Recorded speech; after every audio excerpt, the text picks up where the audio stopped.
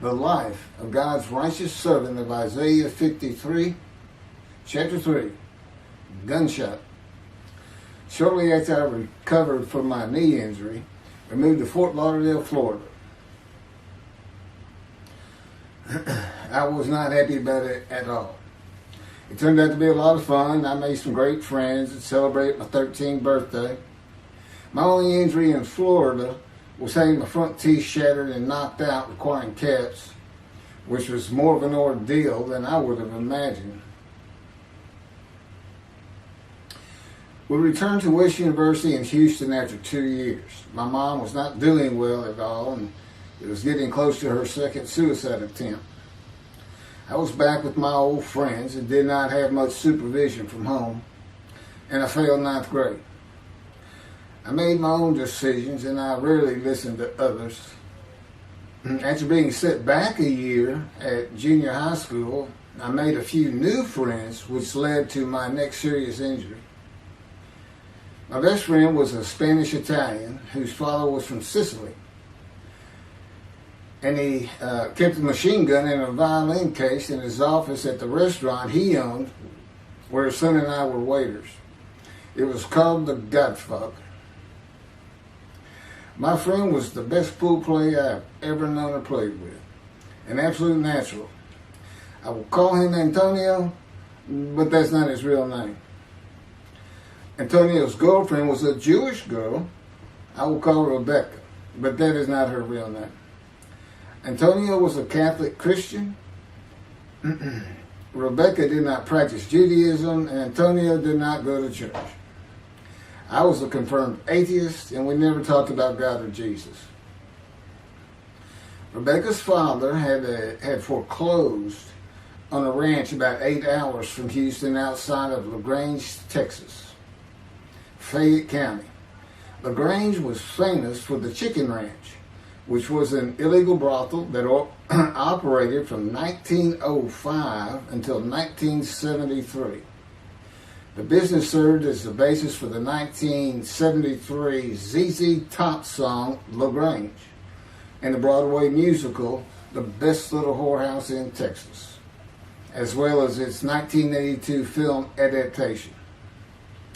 T.J. Flourney was known as the meanest sheriff in Texas. In the coming weeks, I would be interrogated by him outside of Shock Room 3 at Bentab Hospital in Houston. This is an excerpt about him from an internet article. It was the most one-sided Texas battle since the Alamo, as 100 citizens watched disbelievingly in the dusty little town of LaGrange, their beefy sheriff, T.J. Flourney, reached into a black 1975 Continental Mark IV and began to shake, by his $300 suit, Marvin Zindler, the star consumer crusader of Houston, Texas. That's from People, June 17. Next, the sheriff tore off Zindler's blue-white toupee, waved it in the air, and then finally ground the rug under his cowboy boots. Behind Flourney's fury was the fact that on Zindler's last assignment in LaGrange 18 months before, he had filmed an expose which resulted in the closing of a critical part of the local economy, the Chicken Ranch, a legendary body house. Antonio, Rebecca, and I first went up to the ranch in the summer of 1975. It was a small ranch house and small lakes with horses roaming around loose in pastures. We decided it'd be fun to try and catch one of those horses and go riding. The next time we went to the ranch house was in Rebecca's father's Mercedes-Benz, two-door convertible Mercedes-Benz. I sat on the hood of that Benz with a lariat while she tore through fields trying to run down a horse for me to rope. The horses could turn too fast, and we never got close enough for me to rope one. What we could and did do on the next trip was bring guns. a 30-30 rifle, shotgun, and two 22 caliber pistols with holsters. As a backdrop, Antonio and Rebecca had broken up as boyfriend and girlfriend, and her attention had turned to me. I did not believe that caused any friction between Antonio and me, but it should have. It did not seem to be a source of animosity of Antonio towards me in any event. On October 5, 1975, we were all back at the ranch having a great time. Tony and I were shooting at cans with our pistols and practicing a quick draw from the holsters. We were standing shoulder to shoulder, about 3 feet apart, and he was a little forward of me. Rebecca came up behind us, between us, and said she wanted to shoot. Antonio passed his gun to her, and it fired when it was going by me. The bullet went on a straight line through my bladder, intestines, and colon from the front right and lodged in the back of my left buttock in my backside. I could see the trajectory in my mind. I fell to the ground, and Antonio fell on top of me, rolling me over and over. I think he was looking for an exit of the bullet. I told him to get me to a car and get to a hospital. Felt like Babe Ruth had swung a bat up between my legs. I never once thought of God. On a big ranch, there are several gates for different sections of land and different purposes, usually with chains and a lock. When we got to the first one, I told Antonio, drive through it. I told him to ram it. I knew I was dying, and all I could think of was, you have got to hurry. I didn't panic, but I had never been so afraid and had never felt fear like that again to this day. Sometimes I think I have forgiven Antonio for accidentally shooting me, but I have not and cannot forgive him for stopping at those gates. I'm still mad about it. I was seriously angry at him. We got to the LaGrange Hospital before noon on a Sunday. They had to call the doctor to come in. I asked the nurse for something for pain, and she told me my vital signs were too low. That if she gave me a shot of morphine, I'd drop dead right there. It would kill me. No pain medication. The doctor came and looked at me and said there's nothing they could do there. He told me they were getting an ambulance to take me to Houston, Ben Taub Hospital, where they operated on gunshot victims all weekend long and do to this day. It's a trauma hospital. Many young doctors from Baylor University, all around the state. It's the high desirable place to be because you're cutting all. If you want to be a surgeon, you're cutting all day long. I knew one thing with the certainty. I could not pass out or fall asleep. If I did, I would not come back. In an ambulance, I talked to two fellas that were tending to me, as much as anything to stay awake. I asked them such things as what it was like to be married, graduate high school, have a career job, but my mind repeated over and over, you have got to hurry. We arrived at dusk. This happened before noon when I got shot, so now it's getting dark. When the ambulance opened, my brother jumped in to help. My mom was standing by the entrance to the shock rooms in her fur coat. She later told me that since Ben Taub was a public hospital, it might help if they thought we had money. I didn't see my dad, but my sister told me later, the whole way to the hospital, all he could say was, to God, please don't take my boy from me. I had stayed awake for some 6 to 8 hours in awful pain. They took me to shock room 3. It was filled with people giving orders and very loud. On the table, the nurse told me she had to put her finger in my bottom, which embarrassed me. And I raised up like a sit-up and saw nothing but blood rushing from my bottom onto the table. You have to hurry is all I could say. They finished prepping me for surgery and rolled me to a hall in a line of others awaiting surgery. Then someone was saying my name, and I opened in to see T.J. Forney, Sheriff of LaGrange. He wanted to know if I'd been shot intentionally, what we were doing at that ranch, did we have permission to be there, and etc., etc. I told him I thought it was an accident and to leave me alone. I never saw him again. I didn't have to wait long. The orderlies bypassed everyone in front of me and took me to surgery.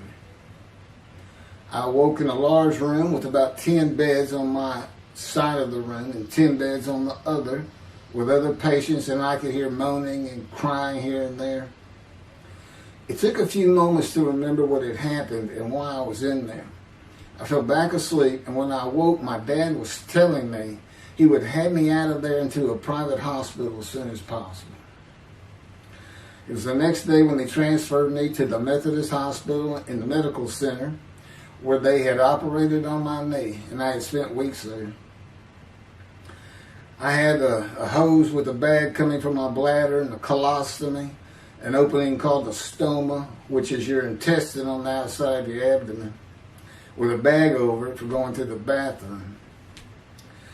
I was out of danger from dying, but still very weak, and I needed to gain some weight.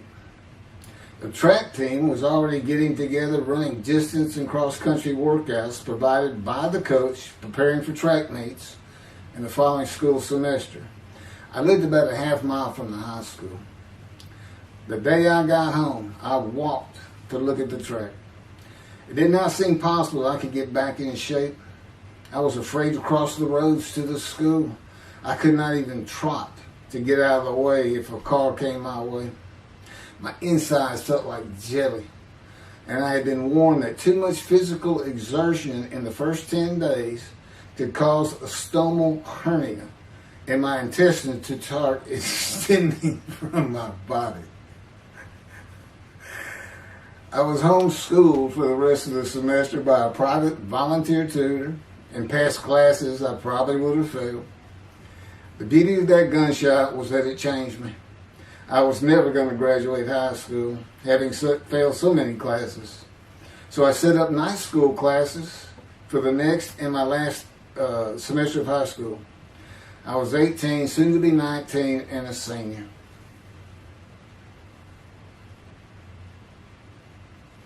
Chapter 4, College and Law School.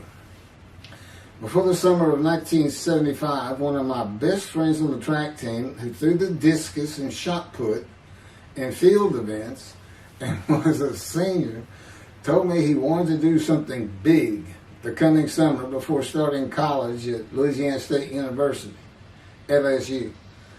I was only a junior and I had no plans for the summer. He mentioned this to me, and I began thinking about how long it had been since I had been to Colorado. My father, who had really good years and many so-so years, depending on how the oil and gas industry was doing. And when I was in junior high school, he had sold some prospects that completed a few wells and had purchased a condominium in Pagosa Springs near Durango, Colorado. My friend's name was Keith Miller, and I called him Miller. He had given me the name of Say Babe.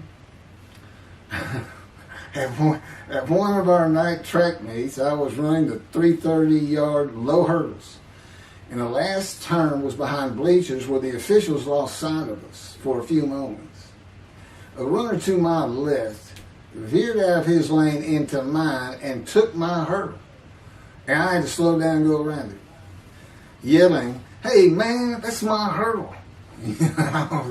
I wasn't happy. I do not remember how Miller knew what I had yelled, but he was probably on the football field inside the track, working on shot put and discus, watching me run and hurting me.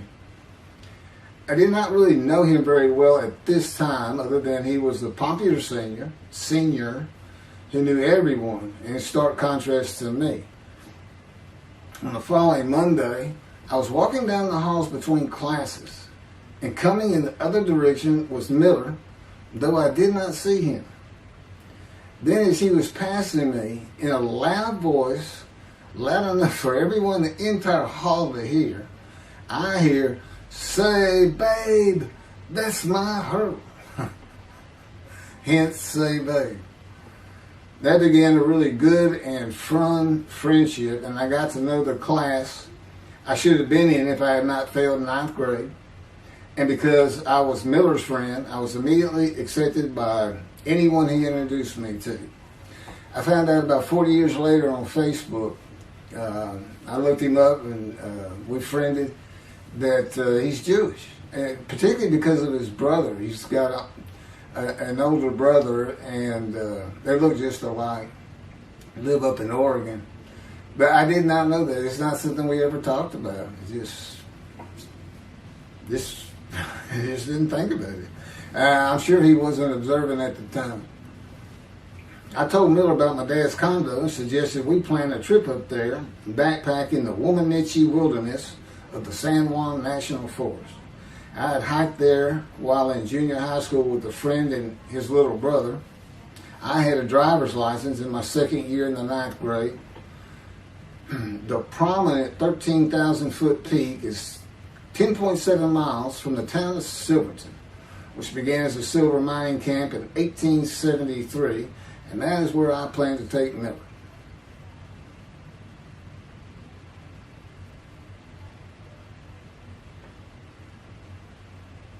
So Miller and I take off. We use his car. As I said, he was getting ready to graduate, and his dad had bought him a Toyota. I can't remember the name right now. My dad's condo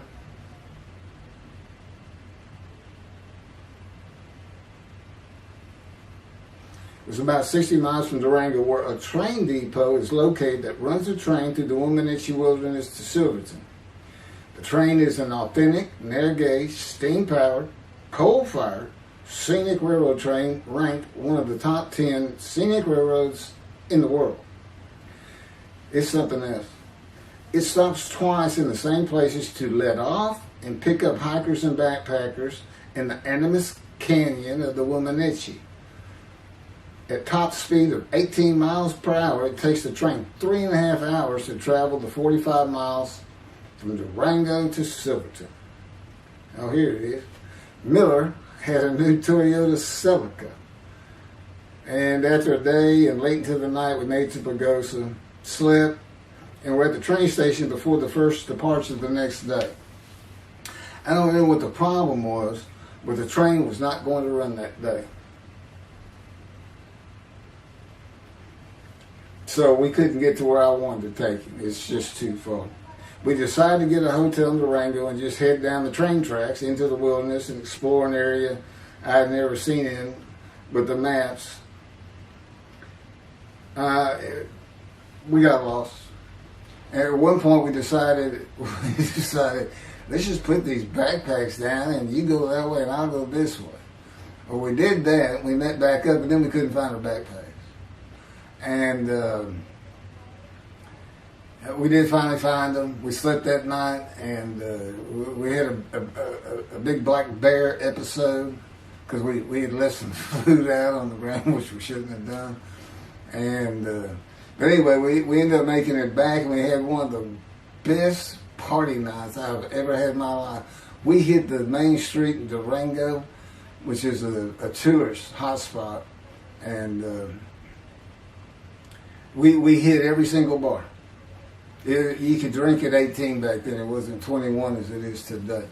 And we did. We made sure. It was like a go. Okay, let's go to every one of them, have at least one drink. Shot of whiskey, Boilermaker, beer, whatever.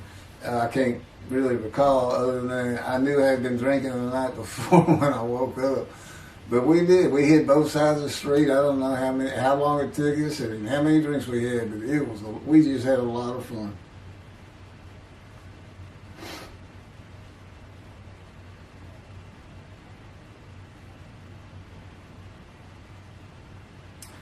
Okay, I'll be coming to chapter, I guess it's 4. I don't know. I thought I was coming up to the cancer story, but this is different. This is getting into alterations while at school.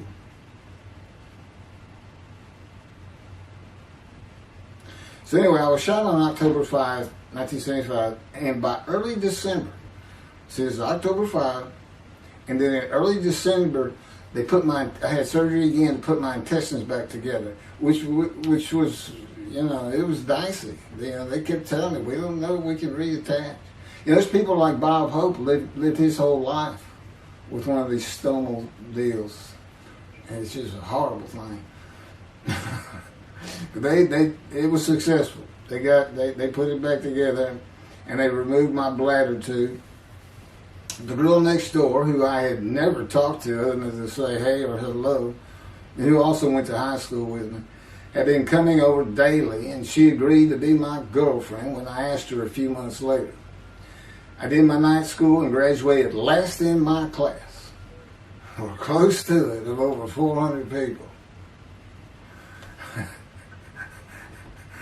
In late December, I began running with the track team. Now, I had surgery early December, and I already got out there with them, which was difficult.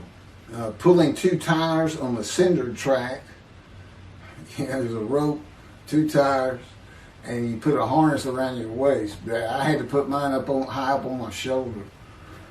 On the cinder track for a lap and a half, 660 yards with 2-minute intervals, 6 times was the toughest. My speed and quickness were still there, but distance running and my endurance, it took quite a while to come back. In early February, just about 3 months after being shot, I won my first 120-yard high hurdles race at a track meet that was fast enough to qualify at the upcoming district track meet for the regional track meet. Winning at the regionals would place me in the state track meet. I was fast, but my disfigured right arm really held me back. Then my heart was broken, and I cried for the first time since I was a child, as best I could remember. My coach, who really liked me, he understood the effort I had put in to get back in shape. Called me to his office, and I knew something was wrong. He told me I could no longer be on the track team. I had too many semesters of school to be eligible according to the eligibility rules. It was because I had failed 9th grade.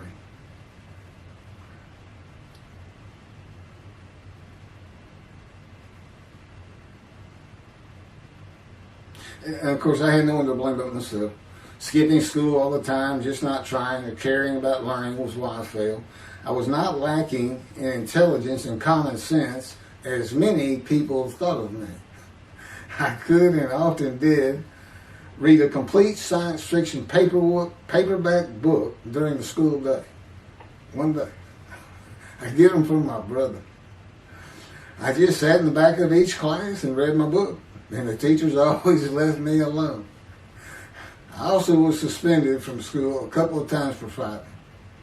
First fight was in the gym in the bleachers with the principal on the floor telling us the do's and don'ts for the second semester of the 10th grade. This is 2 years before I was shot. I found out he already knew me by name, and I had never talked to him. The second fight was with the same guy, but this time we took it across the street from the school. He had about 10 of his friends, and I, being pretty much a loner, I had none. They were African American, bused into school from neighborhoods far away. And I just didn't understand them, or know why they even talked to me with words I did not get, like word, or say, man, can I hold $1?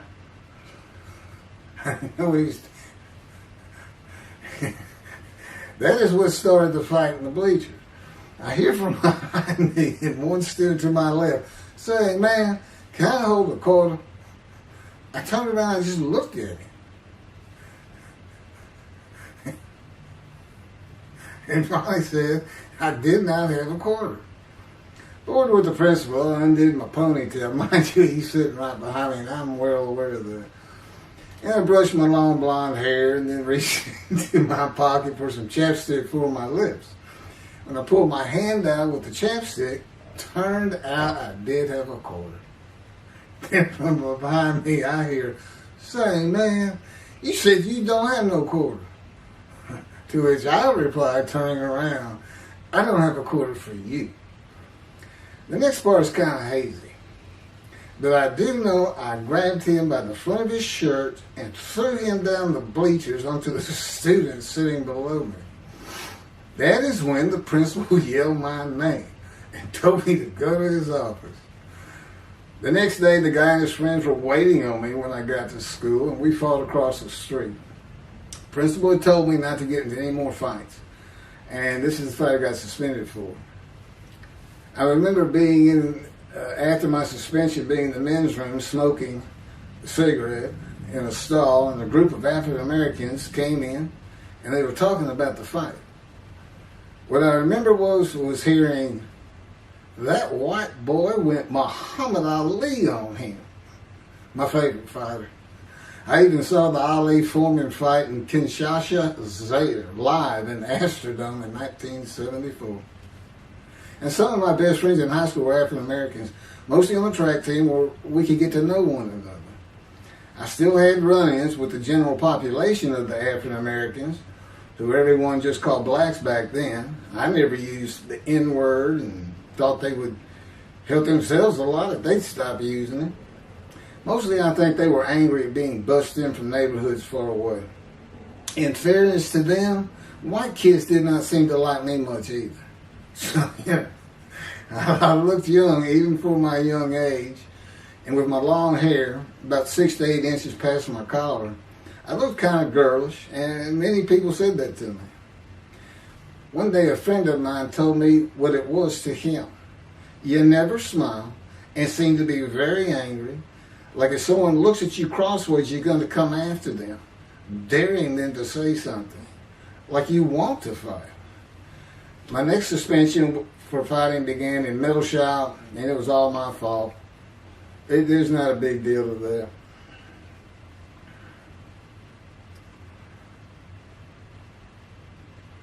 The last fight I was ever in came right before I was gunshot at the ranch. The accident really changed me and the way I looked at life. I never got in another fight after I got shot. It took some of the fire out of me. My longtime friend from junior high school and I were at Memorial Park at night and walked down a train track that ran through the woods, away from the streets and recreation areas. We went to the center of a long railroad trestle bridge that ran over a bayou to wait for a train to round the corner from either direction on a single track. When a train would round the corner, we had to run and jump off the trestle after clearing the bayou. We were drinking beer. As we were sitting, we started talking about the price of gas that was 44 cents a gallon in 1975. Anyway, the trains weren't running. We got up to leave, and as we're walking down the steps, he said something about my father and about how to find oil and gas. And I turned around and just hit him with everything I had, with my right arm. And I realized, what a stupid thing to do. I called him the Big Sweet. He's huge Norwegian. His hair was white and long and longer than mine. His hand was the size.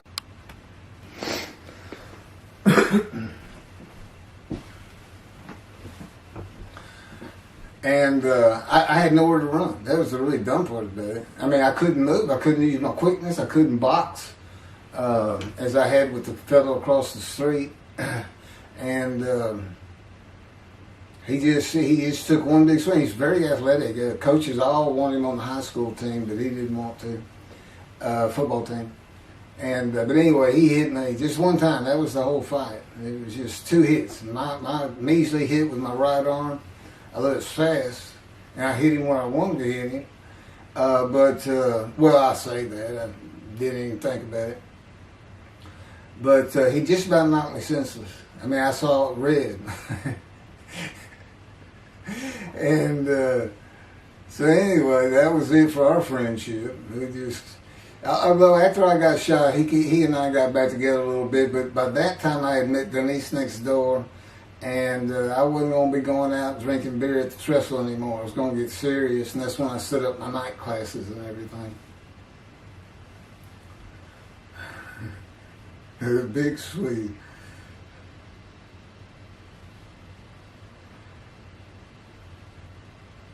After the gunshot, I stopped seeing old friends, including Antonio and the big Swede, and spent all my time with Denise from next door.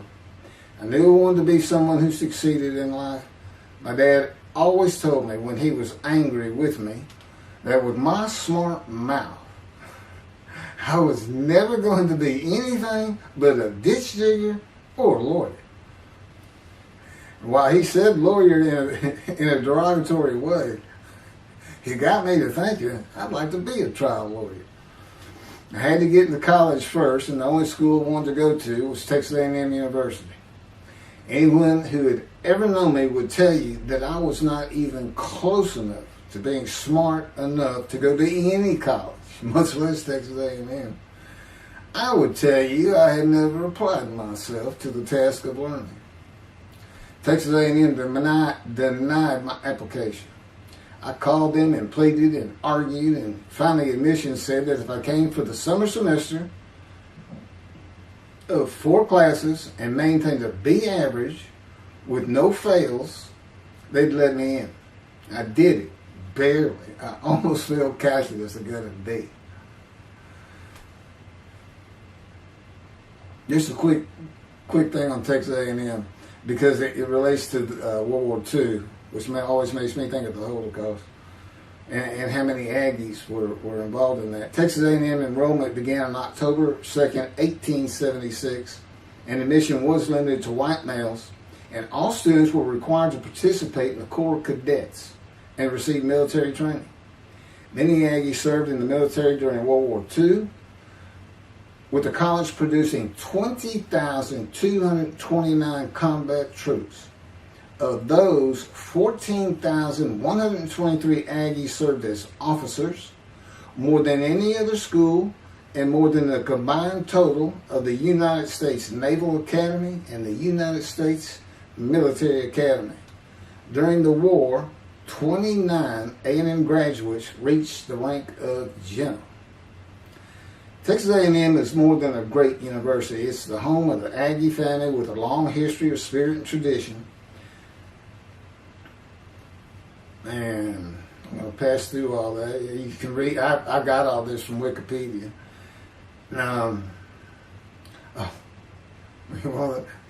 Like Notre Dame, it's a school full of tradition, especially notable at football games and in campus life, drinking beer at the Dixie Chicken.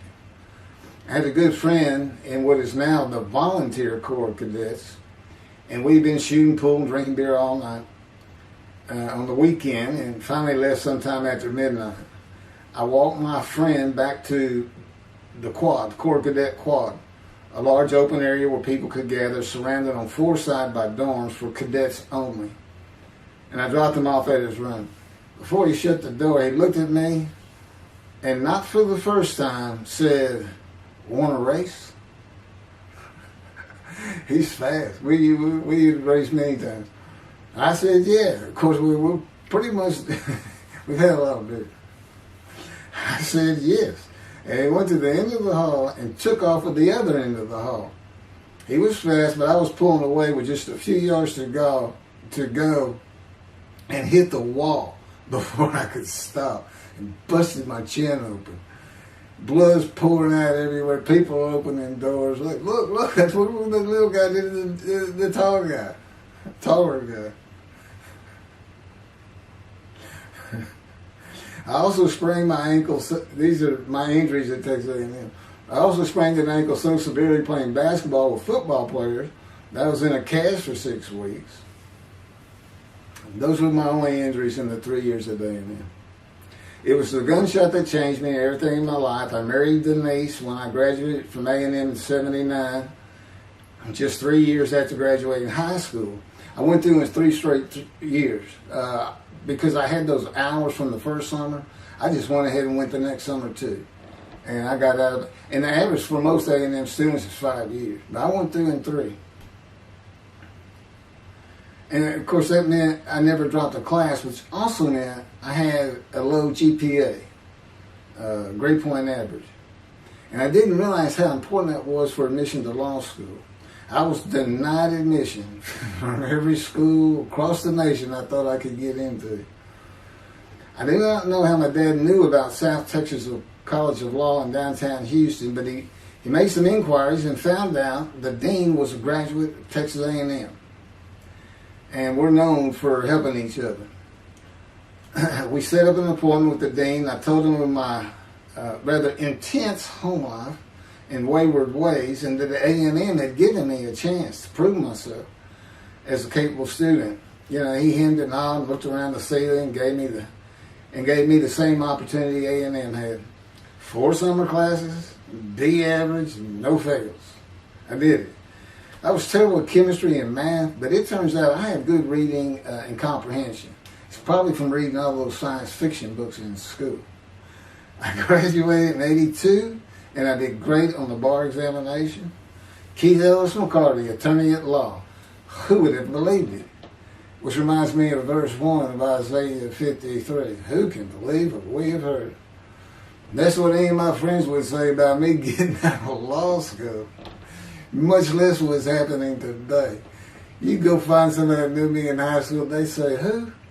Oh, that can't be true. Get out of here. I know him. Forget about it.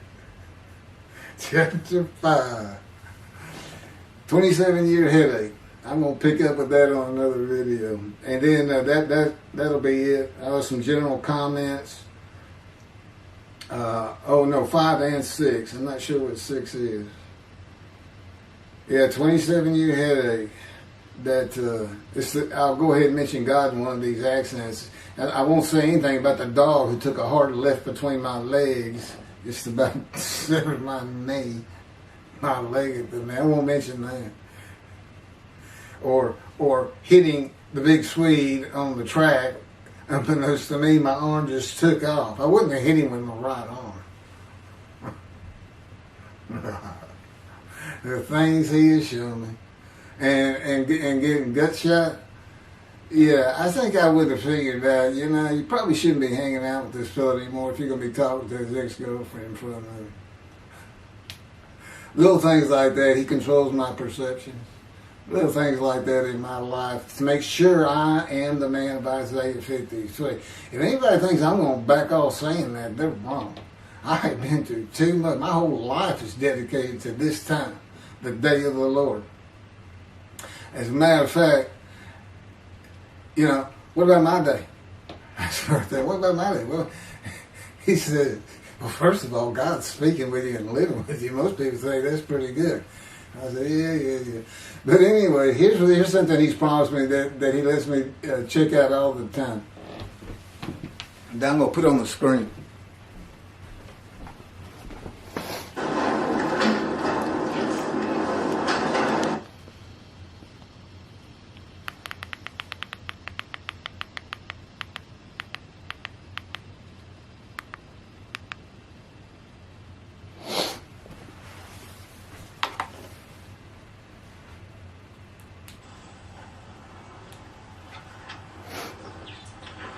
The Radiant GP Cycles, Shorties, Slip-Ons, Code Startup.